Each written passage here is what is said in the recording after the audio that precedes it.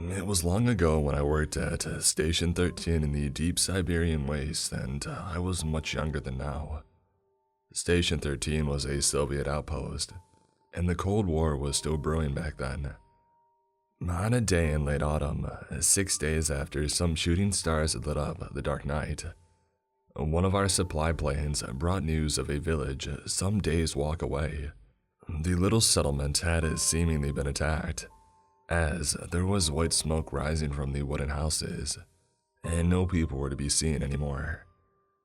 Therefore, some of us decided to get to the village and look for survivors and the cause of the catastrophe. The Siberian landscape is not easily passable in many parts, so we had to use horses instead of cars for traversing the rocky, wild areas. Our small group had started the journey in the early morning hours, slowly fighting a way through a thicket of coniferous trees. And despite the green all around us, the surroundings had felt bleak and barren. All the tree trunks lying around halfway rotten reminded us of the mysterious explosion from half a century ago, a graveyard of once mighty plants. It had already become noon when the forest lay finally behind us and we managed to move on a bit quicker. And the village got close when the sun had already started to set, sending down its cold light. Passing by a clear creek, we made for the hillsides where plants grew rampant, and my gaze wandered across the many trees in the distance, looking for survivors of the happenings that we had set out to investigate. Russian summer days are comfortably warm, and therefore, we were not forced to wear thick clothing to traverse frozen lakes or snowy hills. The smell of fresh and healthy nature was in the air, and I almost started dreaming while my horse carried me onwards. It slowly got cooler, and the terrain got rougher and rougher. I still searched the horizon, looking for hollows or caves where some poor people in need might have hidden themselves. The predatory animals around those hills were nothing to underestimate, and they smelled blood over long distances, making a wound even more dangerous for possible survivors, if there were any to begin with. People from around here would normally know how to deal with the wilderness, but in shock and terror, knowledge is easily forgotten. When we had almost reached the village, I spotted 5 bears charging towards our little group.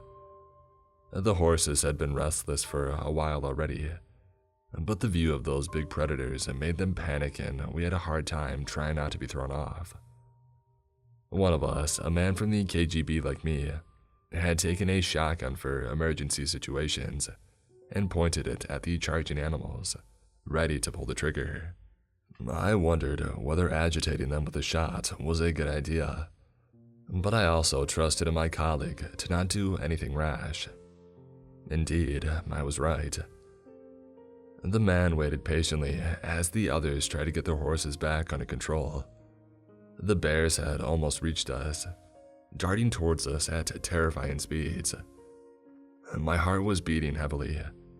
I tightened my grip around my pistol, ready to aid my colleague. "Stop!" One of the others suddenly screamed. His voice was trembling, confused. When the bears had come even closer, I noticed that something was wrong with them. The moment I realized what it was, I wished that I would have never joined the expedition in the first place. I looked at the animals, disturbed by what I saw. The bears ran right past us, not even giving off a sign of having noticed us. Their eyes and their motions were radiating a bottomless terror. They were fleeing. Soon, I spotted smaller groups of animals nearby, also running across the ridges and hills, squeaking and screaming like a frightened swarm. The horses suddenly started to lose it as well. They rose, and I only narrowly managed to hold onto my saddle. The others reacted quickly enough as well, and all of us barely stayed on top of our animals. There were flocks of birds flying past and towards a horizon far behind us.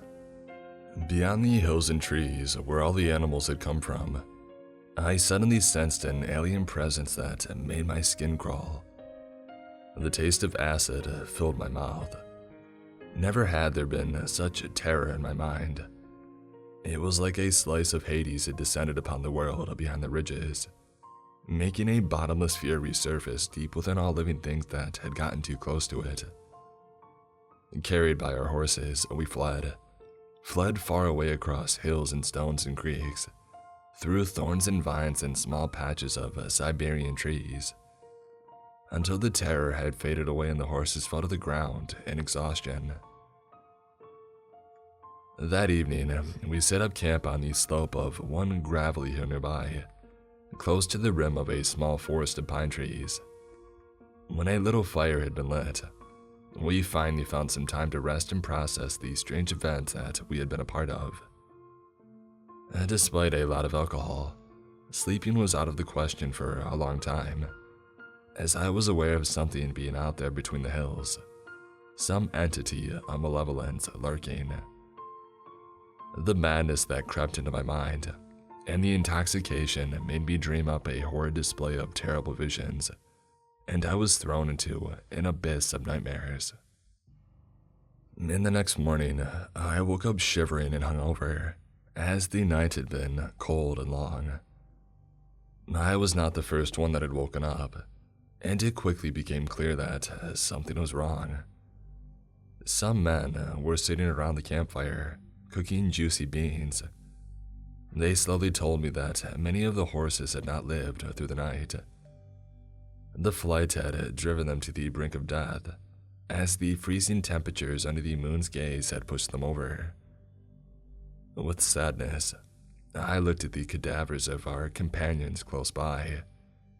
The terror still echoed through my mind, but the presence was gone, and there were also no animals fleeing anymore. Soon, we sat together around the fading fire. Nobody knew where they were, as our flights had been without direction. I could only estimate that on foot it would take us days to get back to the station. Many cursed at the fact that we could not really call for help in this no man's land. There were also arguments about whether we should try and find a way back towards the village, or whether we should flee as cowards. Most did not want to go back, and in my head the fear also warned me against it. But there were some protests. Were we this cowardly, this meek? Not a single man denied the panic that had gotten its hold of us, but some played it down and were intent on heading back. The debate was getting more heated minute by minute when a woman stumbled out of the branches, about 40 years of age and judging by her clothing, belonging to one of the shamanic tribes living here in the Siberian wastelands. She seemed insecure, exhausted, and was heavily shaking. We were quick to ensure that no danger was stemming from our group, as some men wanted to tell her about the events of the day before. She interrupted, lost in thoughts. "You felt it as well, didn't you? That entity." "We don't even know whether it was an entity yet," someone immediately interrupted, but without much conviction. I am sure of it. I saw it on one of my journeys, in my dreams," she muttered. She sat down and we hurried to give her something to drink. "In your dreams, isn't that a part of your tradition? Dreamwalking?" I was a bit skeptic, but also curious. I had already seen things before that defied all logic. "It is. I was out there, close to it." Her hands were shivering, tightly grabbing onto the old cup someone had given to her. "You were there. Please, tell us. That might make planning our next move easier," someone said hopefully. "I do not believe such drivel," another one groaned, but we quickly told him to shut up. The woman took another sip and her eyes started to drift off, but she soon snapped out of it. "As you might have guessed by my clothes, I'm a shaman. Some of you will think of me as a charlatan. It's fine by me. But our culture is spread across these lands and you will know. It has been for ages. My skills in dreaming were never the best, even though my people expect that from me. My nightly strolls and visions were always crazy and ambiguous and save for 1 or 2 nightmares, always harmless. But when those fires crossed the sky and rained down upon the earth, everything changed. The night after those falling stars, I found myself standing in a village. It had been struck by the stones from the heavens. It was dark and the moonlight was held off by clouds, but I could still see some things. 4 cabins had been destroyed entirely, and only scorched stumps were coming out of the ground in their place. I could smell death, could hear the cries of the people who had lost their friends and families. The road was bumpy, and I had to walk some steps to get a better look at the impact crater. It looked like the ground had been ripped away. And then, there were piercing screams. They came from the houses close by. Suddenly, I stood in the living room, where a family, by the looks of it, had just started eating dinner. A man, his wife, and 2 boys. They were lying down on the ground, shaking by spasms, suffering the pains of oncoming death. I just stood there, looking on as their skin started to become strangely white and coarse, turning into a lime-like substance. Their panicked eyes turned red as their veins started to burst. Their throats went silent, and a terrible quietness made my ears go mad. Then, there were other screams. Louder and louder the chorus of voices grew, begging for their lives and for their God to save them. Soon, however, that was over as well, and left was only a dead village. Left were only the remains of its citizens, looking like statues slowly turning into white dust. The woman started crying. After having woken up, I told my mentor of the dream, but he just fell silent and ordered me never to visit that place ever again to my mind. I immediately told him that I had not done so on purpose, and that a strange power had placed me there, but he just advised me to take some herbs for better dream control before going to sleep. That sounds insane, and you think that what you saw was real? One of the men asked. I think so, yes. The woman replied hesitantly. So, the presence is a disease from space? I asked in disbelief, my hair standing on edge. She looked into my eyes and I spotted a fear beyond everything I had ever seen. No, that was not my only dream. The woman took another sip from the cup and continued. In the following night, I found myself standing in the village again, but the situation had gotten a lot worse. The houses had turned white and begun to fall apart in some places. The corpses I found in the houses had almost entirely turned to dust, slowly covering the floors of all those ill-fated homes. In the 3rd night, the mist started to rise. Mist? What mist? Someone wanted to know, but the woman already continued her tale. It was a white dust, and I think breathing it in would immediately kill any living thing. My body wandered through the empty streets, and I saw the houses falling apart, almost as if I had witnessed centuries passing, eating away at them. It did not get worse than that, for a while at least, but yesterday the mist got denser. It started to taste sour. It felt so real. And then I saw it for the first time. She buried her face in her hands and took a deep breath. When she had calmed down a bit, she continued. What did you see? I asked her. I was getting sick. That dream, it did not come at night, but suddenly at noon. I got sleepy all of a sudden. Barely managing to lie down, I lost consciousness and dove into the dream. Everything was as in the visions before. A thick mist, fading houses. But there were no corpses anymore, just pieces of clothing, covered in white dust. However, most of the substance had gone. The street and the houses were barely visible, and I had to concentrate to see them. The white fog covered everything now. And then, a shape appeared in the distance, closing in on me, until I could see it vividly. It is strange. I cannot describe it precisely. It was neither man nor woman, neither old or young. Its skin must have been white as the dust, but do you know that feeling when you see something in the corner of your eye, like a veil, ungraspable? Well, it was like that. I can see it in front of my inner eye. Its smile that cannot be from this world, but describing it seems impossible. The words are not forming. My mouth cannot speak them, can't let them echo through our air. Perhaps because I suspect that they could lure it here, she said with a shiver. It's all right, you don't have to be afraid. It was all a mirage. I tried to calm her down, but all of us knew that those were just empty words. The men around me shook as well, pale, looking to the ground, trying not to think about the being that we had been close to the day before. The woman was still crying. The cup had slipped from her hands and fell. Her voice had grown very quiet, and she muttered, "It had gotten close and was just smiling at me. What are you?"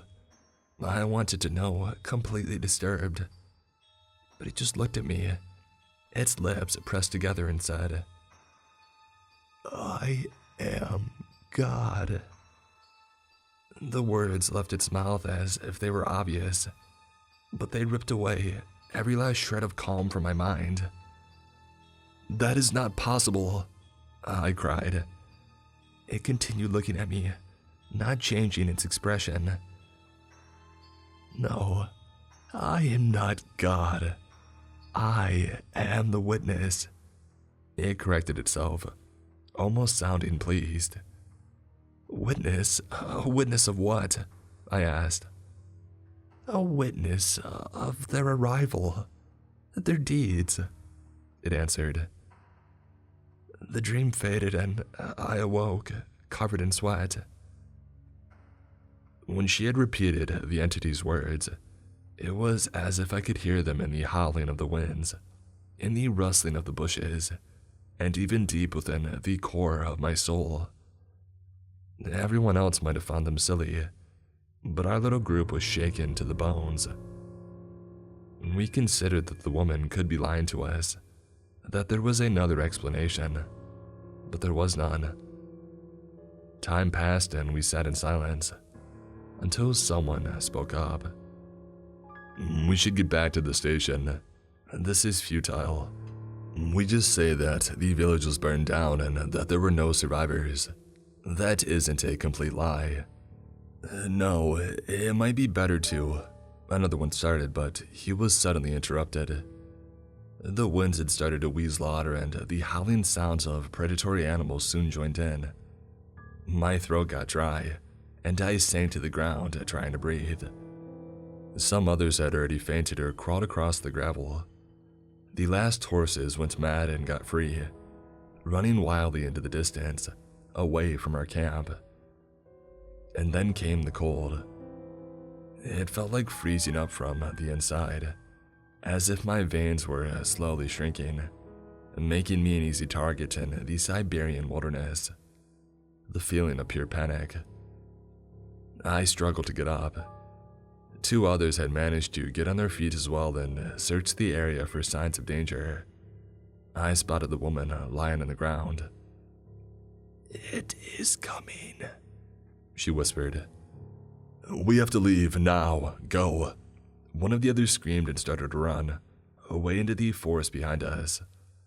Those trees looked like a wall of protection against the danger of death and madness. We had to hide, get to safety. Many were already gone and fainted. We had to leave them behind. What would them slowing us down help anyone? Together with another man who looked at me with determination, I moved towards the forest. All who were still standing did the same. They jumped into those trees away from the hellish hill, and I prepared to follow them, when suddenly a hand got a hold of my wrist.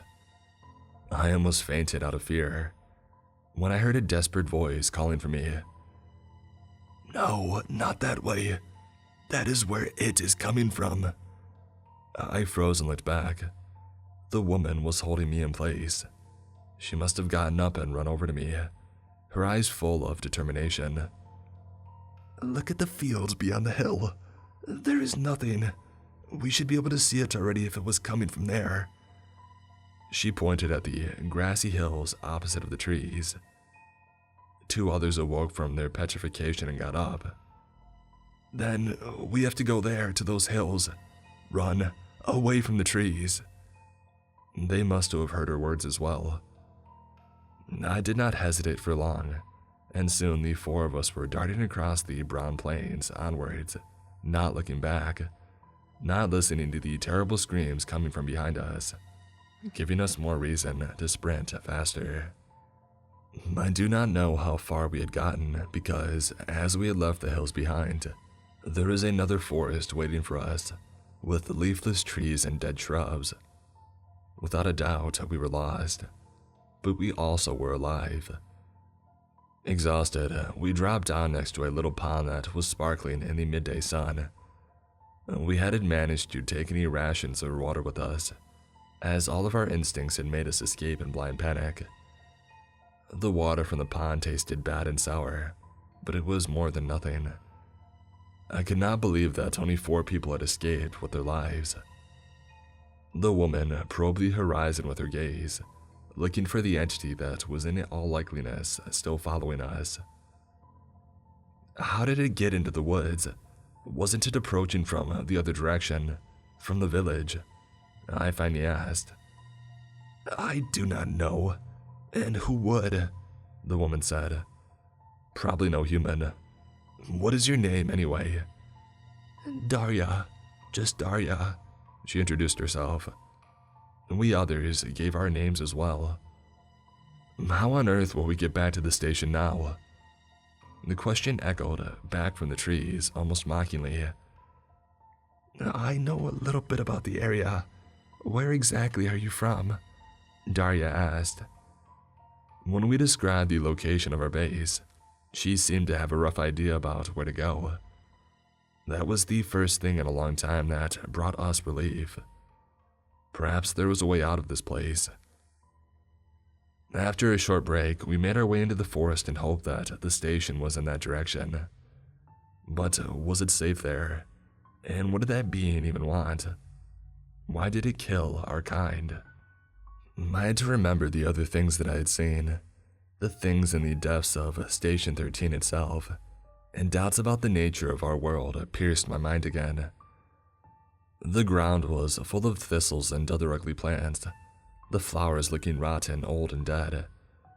Stones blocked our way countless times, and when evening finally came, fear crept back into us. What if it was still behind us? What if it was still closing in on us? It had to be faster than us. Would it just cut us off? We rested at a gloomy clearing and felt that Station 13 was close, perhaps only another day's walk away. After some discussion, we decided to stay and gather some more strength to finish our journey on the next day. That way, we could at least start to run again in case it got close to us once more. We drew lots and determined the order of people guarding our little camp. A fire was out of the question, even though we all knew deep down that it would find us anyway, if it so chose. Dinner had only consisted of berries, and a little river had provided us with fresh water. I was the first one on guard duty, soon being the only one of us left awake, staring off into the darkness. The air was unnaturally arid and felt strangely spent. Or was I imagining things? My eyes had slowly gotten used to the dark, and I was able to see the shapes of the bushes and trees around us. The wind was blowing coldly around my body, and the air was filled with the chirping and humming of insects. But had there not just been a hand between the trees? No, I must have been mistaken. I got sick, but I had to pull myself together. The bushes were rustling, evil and foreboding. What if it suddenly broke through? What would I do? Could anything even be done? Or would we die, squashed like bugs? I imagined hearing high-pitched laughter in the distance. Or was it just the wind? Was it in the end just the wind? Did the air not taste strangely acidic, sour? Now it was gone. Or had the taste never been there in the first place? Were not creatures sneaking through those bushes, gaping, lurking? Did not the shadows dance around strangely, over there? I hear a loud thumping noise like a big drum. My heart beat. Soon I buried my face in my hands. Time passed slower and slower. Again and again, I imagined hearing or seeing things in the dark, smelling or tasting something in the air, but nothing happened. Finally, my time was up and another man took my place as a guard. I slept away faster than I would have expected. A scream woke me up. I rose from the ground, looking around in confusion. It had come from Daria. She had awoken in tears. "What happened?" I asked fearfully. I did not feel its presence, but maybe it was hiding. "Another dream. I was in this forest, deep inside this forest, somewhere. It was brighter than here, a lot brighter. But perhaps I was just seeing differently than with my normal eyes. I ran through trees as dead as these, and soon I noticed the white dust hovering close to the ground of the forest. And then it rose from the dust, as if it was breathing through the surface of an ocean. This entity, the witness. It looked exactly like the last time, smiling this terrible smile, looking at me from half-dead eyes. 'Why are you following us?' I asked in desperation. It didn't move. I thought that it hadn't heard me, but then it made a step towards me. 'I need you. I need substance to walk this earth,' it said with no emotion in its voice and its strangely bent lips.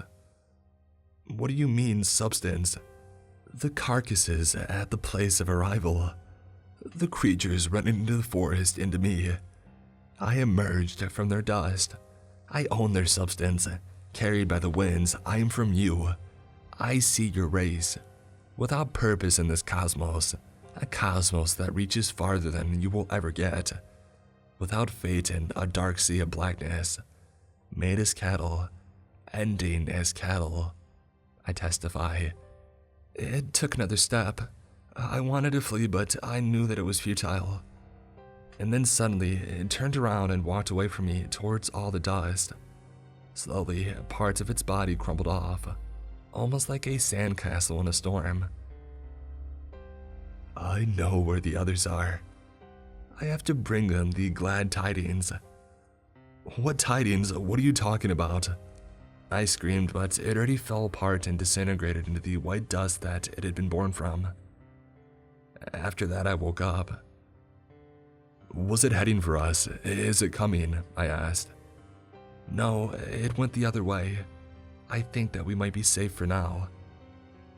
When I had digested those words, I started to panic. 'It's heading for the station. It's heading for the station. We have to warn them.' 'It's too late. It's faster than us,' Daria said quietly.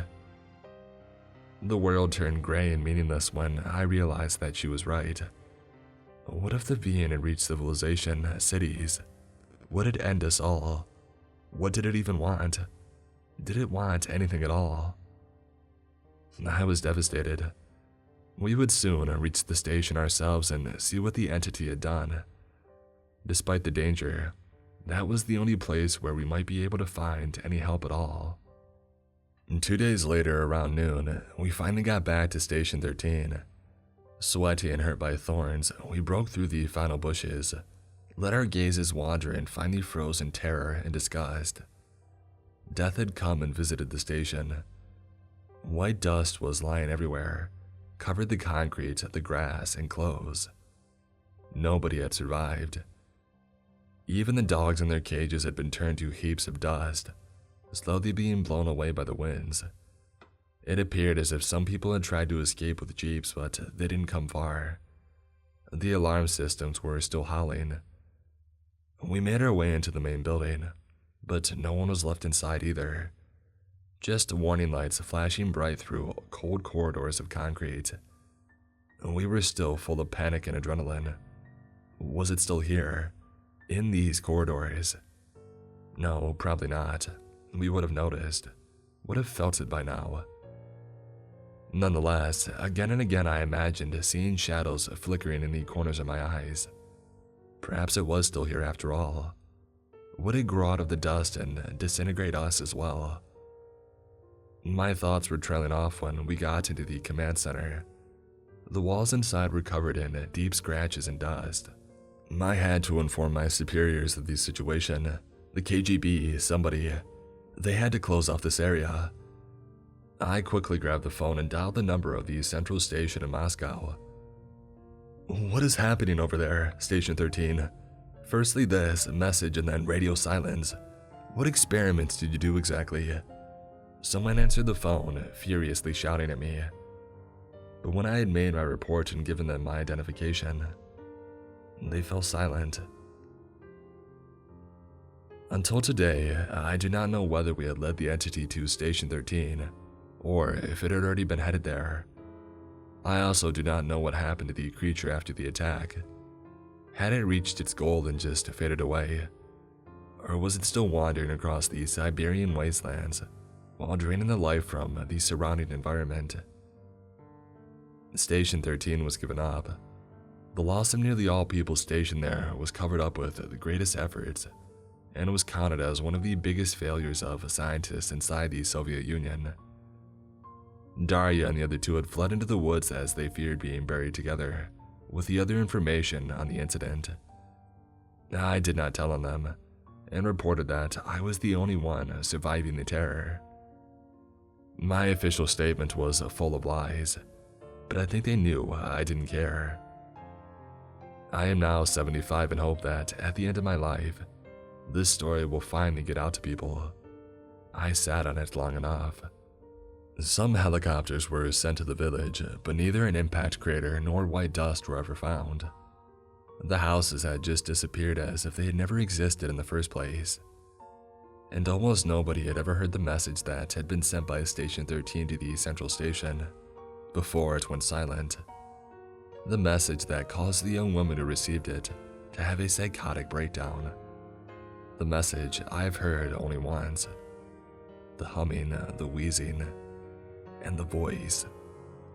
The voice that sounded neither young nor old, neither male nor female. The voice that spoke calmly and quietly and said, "I am witness. I have witnessed